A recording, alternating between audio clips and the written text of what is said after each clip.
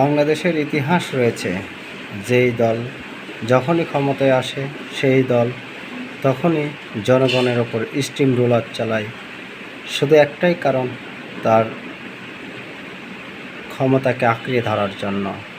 সেই ধরেই 1971 সাল থেকে শেখ মুজিবুর রহমানের সর্বজন গ্রহণযোগ্য নেতা হয়ে গেল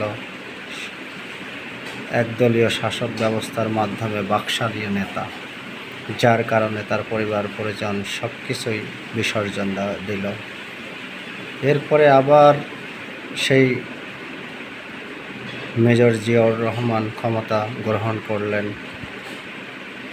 তিনি জনকল্যাণের জন্য বেশ কিছু নিয়ম নীতি পরিবর্তন করেছিলেন, কিন্তু তাও সঠিক পন্থা অবলম্বন ছিল না, যেটা এখন আমরা প্রতীয়মান বুঝতে পারছি। এরপরে 90 অভ্যুত্থান, তারপরও সেখানে কোনো প্রতিক্রিয়া জনগণের জন্য কল্যাণকর কিছু হয়ে ওঠে নাই। আর এখন তো বলবো, তারই ধারাবাহিকতা রক্ষা করার জন্য রাজনীতিবিদরা তাদের ঐতিহ্য এবং সব কিছু ধরে রাখার জন্য যা যা করার সব চেষ্টা করতেছে, কিন্তু দিন শেষে এগুলি সবই ব্যর্থ এবং একান্তই ধ্বংসের পরিণত হবে, এটা নিশ্চিত।